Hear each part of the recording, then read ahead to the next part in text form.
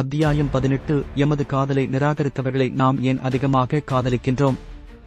நாம் விழும் காதலில் நம்மை காதலிக்காத ஒருவர்தான் ஏன் நமக்கு அதிகமாக பிடித்துப் போகின்றார்கள்?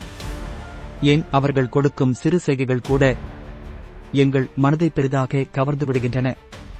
இது சோல்புல் ஸ்கிரிப்பிள் டிவைன். இன்று நாம் ஆராய்கின்றோம், நம்மை காதலிக்காதவர்களை நம்மால் ஏன் அதிகம் காதலிக்க முடிகிறது? பகுதி 1. கைப்பிடிக்காதவர்கள் கவர்வதற்கான மன அறிவியல். ஒருவர் தள்ளிப் போகிறதற்கேற்ப நம்முடைய மனம் அவரை மேலும் தேடுகிறது. இது பலவீனம் அல்ல, இது டோபமைன் என்ற நரம்பு வேதிப்பொருளின் விளைவு. அவர்கள் காட்டும் அன்பும் விரோதமும் நிறைவில்லாத எதிர்பார்ப்புகளை உருவாக்குகிறது. அந்த எதிர்பார்ப்பு மனதை அதிகமாக ஆட்கொள்கிறது. பகுதி 2. சிறுவயதில் ஏற்பட்ட ஓர் தாக்கம். சில நேரங்களில் நாம் விரும்பும் அன்பு பழைய வலிகளை பிரதிபலிக்கிறது. சிறுவயதில் பெற்றோரிடமிருந்து அன்பு பெற கஷ்டப்பட்டிருந்தால் அந்த முயற்சி மனத்தில் அன்பு என்பது சம்பாதிக்க வேண்டிய ஒன்றே என்ற நம்பிக்கையை உருவாக்கும். அன்பின் பெயரில் நாம் எதிர்பார்க்கும் துயரம் நம் பழக்கமான உணர்வாக மாறுகிறது. அந்த பழக்கம்தான் மீண்டும் அந்த வகையான உறவுகளை இழுத்து வரும். பகுதி 3. மனம் செய்யும் தவறான கணிப்பு. மனதிற்கு தீவிர உணர்வு என்றால் அது அன்பு என்று எண்ணிவிடும். பிடித்தவரை எதிர்பார்த்து கவலையோடு காத்திருப்பது ஒரு ஆழமான உறவாக தோன்றும். ஆனால் உண்மையான அன்பு அப்படி அல்ல. அது அமைதியாகவும் நம்பிக்கையுடனும் இருக்கும்.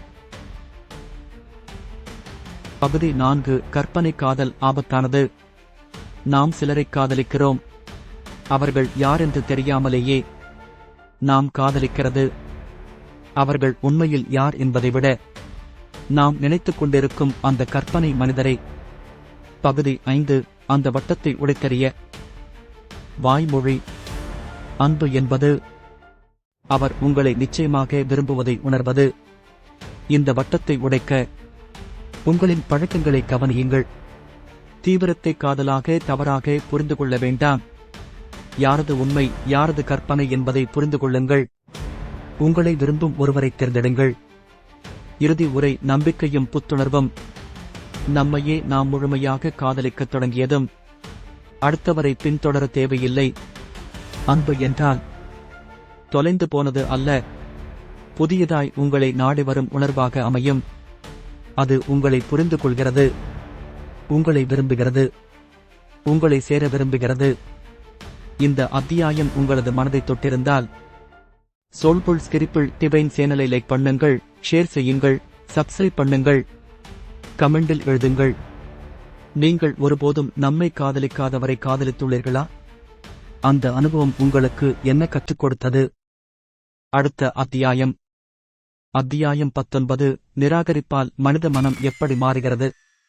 அதுவரை உங்களை நேசியுங்கள், உங்களை மதியுங்கள், உங்கள் பெருமையை மறக்காதீர்கள்.